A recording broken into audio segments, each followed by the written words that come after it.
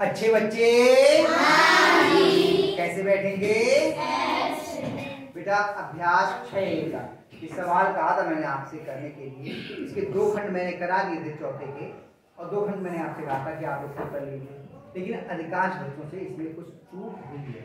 सवाल कठिन नहीं है, लेकिन कई बार ऐसा होता है कि आसान सवाल में भी चूक हो जाती है। इसलिए ये सवाल मैं यहाँ पे करके दिखा दे रहा हूँ, आप लोग समझने का प्रयास करना।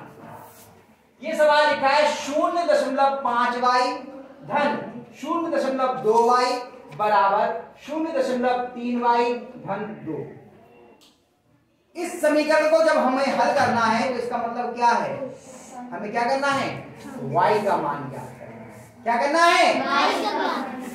अब y यहाँ पर बाएं पक्ष में भी है और दाएं पक्ष में भी है, तो पहले हम y को एक ही पक्ष में इकट्ठा कर लेते हैं। ये जो दाएं पक्ष में है इसे भी हम बाएं पक्ष में ले आए, तो हमने लिखा 0.5y धन 0.2y, और ये इधर धनात्मक है क्योंकि योग की संक्रिया में है, धनात्मक है तो इधर कैसी आएगी? ऋणात्मक। माइनस का 0.3y बराबर 2 यहाँ पे धनात्मक था, धनात्मक बच गया। जिन लोगों ने किया है वो चाहे अपनी कॉपी में मिला सकते हैं कि हमने यहां तक सही किया या नहीं। प्रत्येक प्रश्न चरणों में हल होता है, जो भी समस्या है। तो हम ये देखते हैं हम कितने चरण हमारे सही हो गए। अगर एक यहां तक सही है तो इसका मतलब एक चरण हमारा सही है। अब अगला क्या है? हम यहां देखते हैं इधर y के 3 पद हैं, बराबर में 2, इसको नहीं छुएंगे। अब इन तीनों में देखते हैं भाग की संक्रिया नहीं है, गुणा की संक्रिया नहीं है, केवल क्या की संक्रिया? जोड़ या घटाने की। तो नियम क्या है? समान चिन्ह के पहले जोड़ते हैं, समान चिन्ह के जोड़ते हैं। 0.5y धनात्मक है, 0.2y धनात्मक है, 0.3y ऋणात्मक है, तो ये दोनों आपके ऐसे हैं धनात्मक, समान चिन्ह के हैं, ये जुड़ जाएंगे। 0.5 और 0.2 ये दोनों आपस में जुड़ेंगे। 5 में 2 जोड़ा 7 0.0 कितना होगा? 0.7 0.7y ऋण 0.3y बराबर 2। अब ये दोनों अलग अलग चिन्ह के हो गए, अब ये घट जाएंगे। बड़ा कौन सा है? 0.7 0.7 में से 0.3 घट जाएगा। 0.7 में से 0.3 घटाया, ये जुड़े थे, ये घटाया। 7 में से 3 कितना गया? 4.0 0.4y बराबर 2। अब यहाँ पे इन दोनों के बीच क्या संक्रिया है? गुणा की, तो 0.4 इधर गुणा में, इधर काय में जाएगा? तो y बराबर 2/0.4। ध्यान रखिए जब भी हम हल करते हैं सबसे पहले अगर हर में कोई दशमलव की संख्या है, ध्यान रखिए हर में दशमलव की संख्या है तो उसका दशमलव हटा दो। अंश वाली का चाहे ना हटाएं, हर वाली का दशमलव हटाते हैं। तो इसमें दशमलव के बाद 1 अंक है, तो ऊपर जब हर का हटाएंगे तो अंश में 1 लिखा हो, 1 क्या है? कितने शून्य लगेंगे? 1, क्योंकि दशमलव के बाद 1 अंक है, 1 शून्य लगा दिया और ये दशमलव हट। अब नीचे कितना लेंगे? केवल 4, क्योंकि पहले का शून्य गिना नहीं जाएगा। अब सरल करते हैं, 2 एकम 2, 2 दूनी 4, 2 से 10 कटता है, 2 एकम 2, 2 पंजे 10। एक संख्या अंश की और एक संख्या हर की, दोनों अगर किसी समान अंक से विभाजित हो रही हैं तब हम उनको सरल कर लेते हैं। ये तो नियम बताया है सरल करने का। अब हर में 1 बचा, इसे लिखने की आवश्यकता नहीं है, y बराबर 5, यही आपका उत्तर। इतना सा सवाल था, कोई बात नहीं। थोड़ा दशमलव की संख्या देखकर थोड़ा मन डर सा जाता है, इसलिए सवाल गलत हो जाता है। ध्यान रखिए कई सवाल इसलिए गलत होते हैं क्योंकि आप सवाल देख के डर जाते हैं। हिम्मत करके, आपको दशमलव का जोड़ घटाना आता है, आपको ये नियम मालूम थे, ये सही हो सकता था, लेकिन दशमलव की संख्याएं देख के आप थोड़ा घबरा गए होंगे, इसलिए थोड़ा सा हो सकता है ये समस्या आई। अगला सवाल फिर प्रयास करते हैं लोग, चौथा।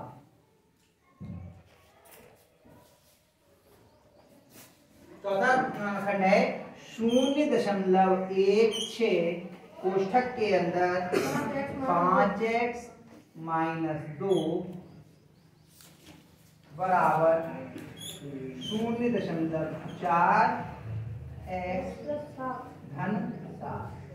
अब ये हमको करना है। देखिए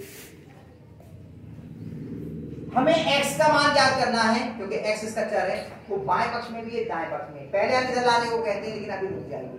इस पूरे जो पक्ष है इसकी 0.16 से गुणा होती है, तो पहले 0.16 की इससे और 0.16 की इससे दोनों से गुणा करें। ठीक है, आराम से देखते हैं। चाहे तो हम इस पूरे को इधर बटे में भी ले जा सकते हैं, लेकिन बटे में ले जाने से इधर भिन्न बन जाएगी तो अनावश्यक सवाल कठिन हो जाएगा। हम भिन्न वाले को बल्कि उल्टी तरफ लेके जाते हैं, कभी भी भिन्न में अनावश्यक लेकर नहीं जाते। अगर वो कटना रहा हो तो सरल जिस तरीके से हो जाए सवाल वो प्रयास करते हैं।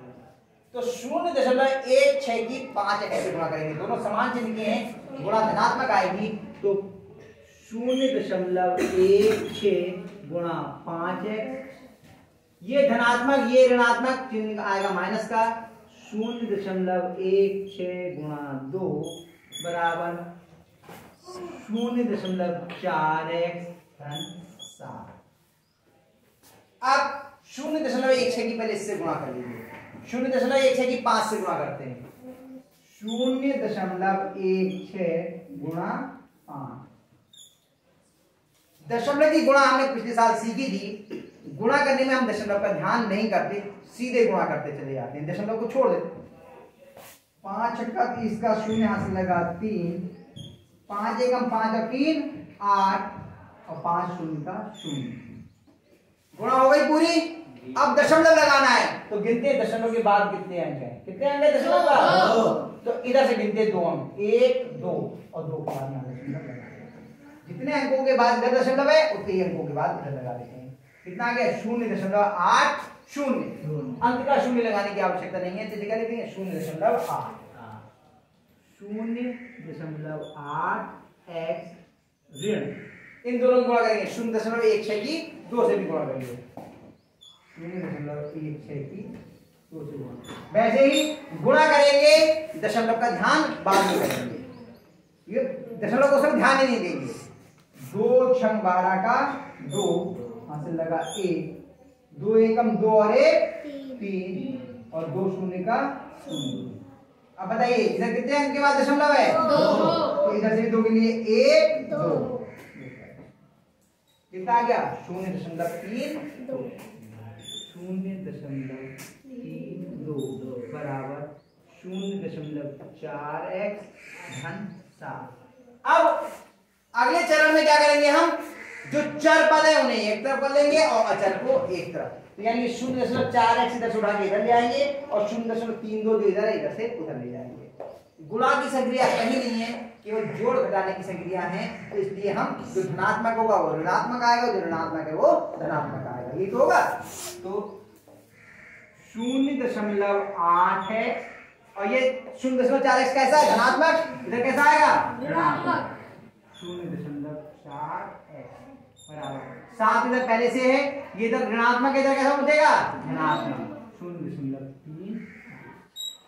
अब 0.8 में से 0.4 घटाएंगे, 0.8 में से 0.4 घटाना है, 8 में से 4 गए 4.00, क्योंकि अलग अलग चिन्ह के ना घट गए और बड़ा चिन्ह है धनात्मक का। ठीक है, तो 0.4x बराबर, अब 7 में जोड़ना है 0.32।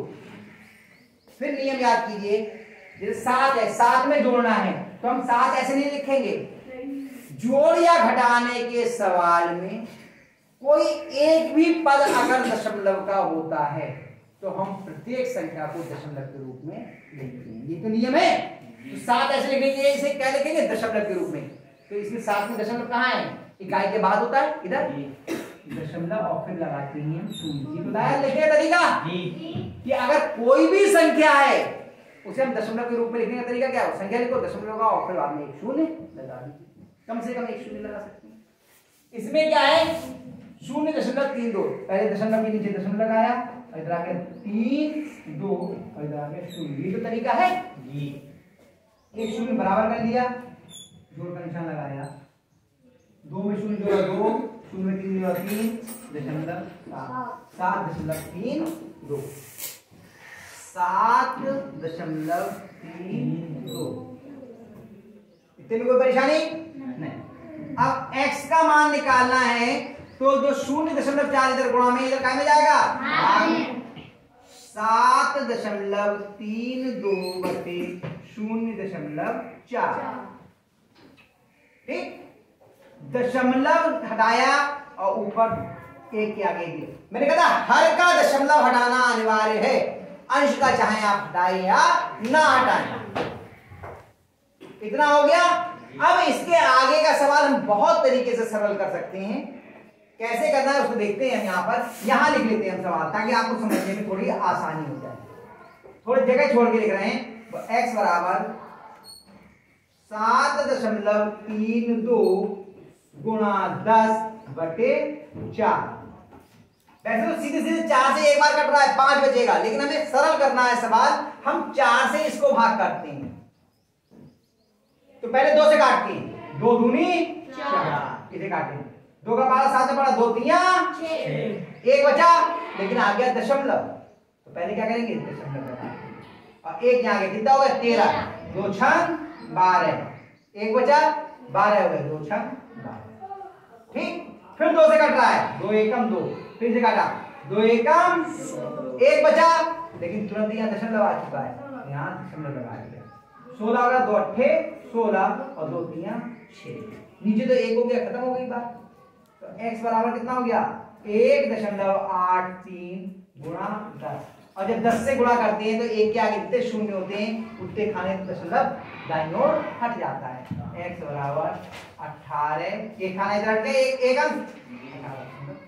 ये आपका उत्तर मिला। उत्तर दोनों इस वाले का तीसरे का आएगा 5 और चौथे का आएगा 18। सही है उत्तर जी। तो सवाल बहुत सरल तो नहीं थे, लेकिन बहुत कठिन भी नहीं। थोड़ा प्रयास करेंगे, 1 2 बार करके करेंगे तो आपको बता दीजिए इनको।